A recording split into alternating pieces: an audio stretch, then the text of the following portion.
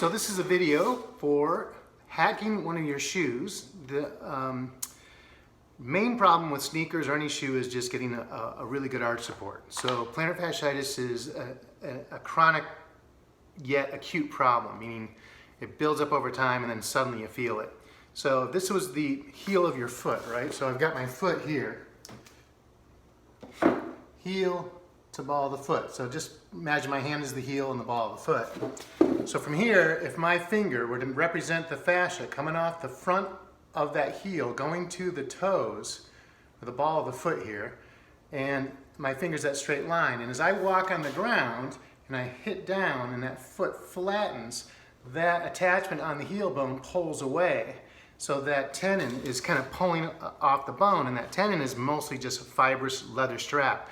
So there's this kind of pulling away off that heel, and that avulsion or tearing over time creates a very hot spot on the foot. Then the more you walk, the worse it gets. At night you sleep with your calf muscle attaching to the heel from above, and then you got your plantar fascia from below. At night we sleep all night with this slacking on the fascia, and then the calf is slack. And then when we go to stand in the morning, that stretch and tension between the calf muscle and the heel is enough to set it off again. Because the heel attachment of that tendon is so sensitive, the normal flexibility of what was in your calf before now becomes abnormal. So you can go after it by splinting it all night and stretching, and that helps keep the calf looser, but you still have this under tension all night. So the splints tend to prolong the problem. What you really need to do is stop what caused it to begin with.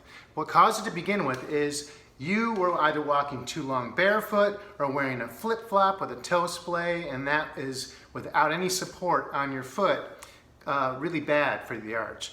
So when you go to test or put something on your foot, I'm going to grab my sneaker here.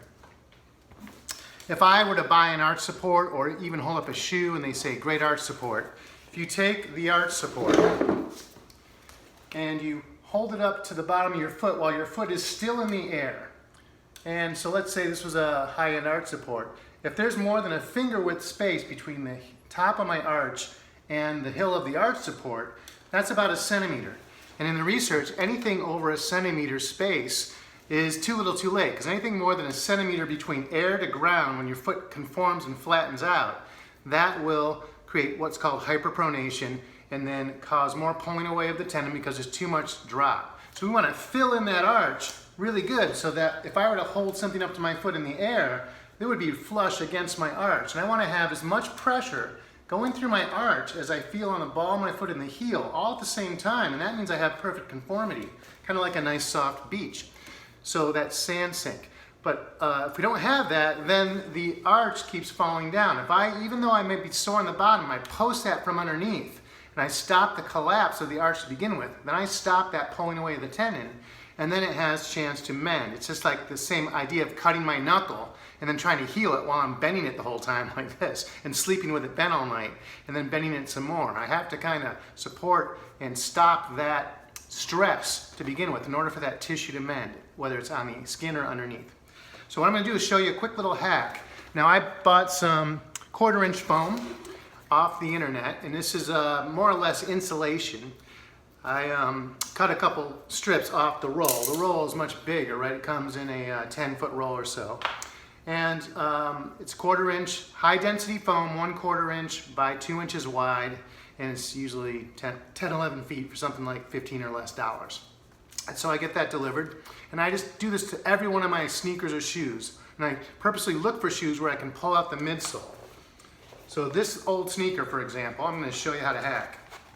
So every sneaker comes with an inner liner, and I can, in this case, pull that liner out. And I prefer a shoe where I can get that out where it's not glued in, because if it's glued in, you got to tear it out, and this thin little piece of relatively useless foam gets torn. We don't want to do that. Now, for the foot, if I have my foot in the air, I'm going to take a strip of foam, and I'm just going to hold it up behind the ball of the foot and in front of the heel, that space between those two. I'm going to put that in and measure that, and just without any pressure on my foot, because I don't want to measure it while it's collapsed, I want to measure it while it's still high. And so in the air I could even do this little right behind the ball of the foot and another edge in front of the heel, and I pinch that off with my finger, and that's how I know how long to make it. So I just got my thumb on the spot, I pinch that off with the scissors, and now I've got my little rectangle. From there, I'm going to cut a half moon on the rectangle. So I'm going to start from the bottom corner. I'm just going to cut in an arc, and it doesn't have to be perfect, but you know, as perfect as you can get it. A nice arts and craft moment here. I'm going to come in right back down to the other corner, and now I have my half moon. From there, I'm going to take this rounded edge, and I'm going to angle my scissors at a 45-degree angle and just create a little slope on the edge of that, taper it down a bit so that it slopes. And now I have my little arch cookie. And where that's going to go on my pad is right into that little pocket. And you can see about 2 inches will take about almost to halfway, and that outside edge of the foot is against the ground anyway, so we don't want it all the way across. This is, for me, the perfect little shape. If it was too deep into my foot, I could just take the straight edge and cut a little bit there and just make it a little thinner for a smaller foot. But now I've got that right behind the ball of the foot, right in front of the heel. I'm filling in that pocket with this arch cookie.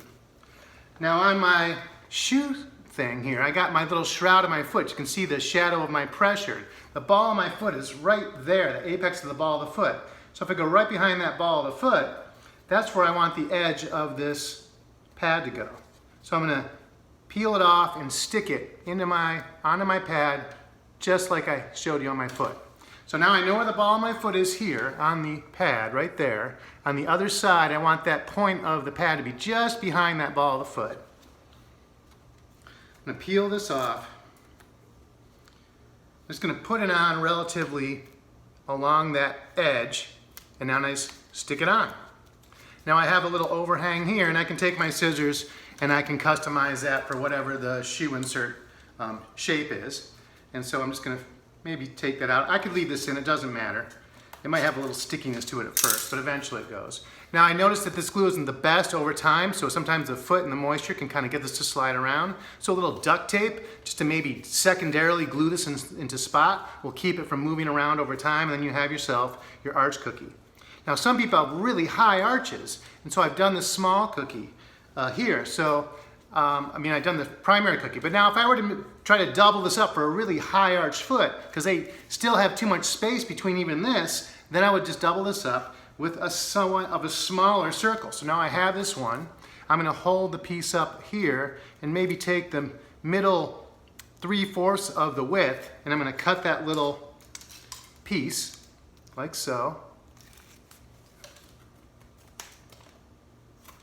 And now I'm going to do also my little half moon, but I'm not going to go all the way to the edge. I'm going to make it maybe more like an inch high. So I'm just going to do a smaller little miniature version of a half moon. And I'm going to taper that edge. And now I got my second level. And now I peel the stickum off and I put that right in the center of the first moon. And now I've got myself a really big arch support. And I'm just going to put that back in my shoe. Right back in. It's like a miracle. So from here, I'm just smacking on the floor to kind of show that out. So now I got this kind of deformed interior of my shoe where this big hill is. But that is going to fill in that arch. It's going to protect my collapse. And now I feel a really big hill pushing in the center of my foot. And it doesn't feel great, but it takes the pressure off that hot spot. It stops the arch from collapsing and stops the pulling away of the tendon to begin with. And if I'm already in plantar fasciitis mode, I'm still going to have pain. So I still have to ice it. I still have to rest it, massage it, whatever works for you in terms of the treatment. But if you don't stop the collapse of the arch with every standing moment or walking adequately, then you're just kind of bending the cut knuckle, and that just drags us out, and then they go and they do ultrasound and they try to ice it, and then you go back to your crappy shoes and the whole dang thing starts all over again. So eliminate the stressor. The secondary treatments are all trying to deal with the symptoms but not the cause. So get to the cause, and that'll help hopefully fix your problem. And this goes all the way up to affecting the knee, the hip, low back. If you make sure your arch is well supported, that your big toe can bend back a good 70 degrees or more so you can roll off your foot properly with every step, then you'll have a lot less stress with your knees, your hips, your back, and everything up the chain. So there's my 2 cents worth. I hope that hack helps you, and that's all I got. So do that to every pair of sneakers that works for. It will just give you a lot more miles out of your feet as time and duration and wear and tear hits you. All right, good luck out there.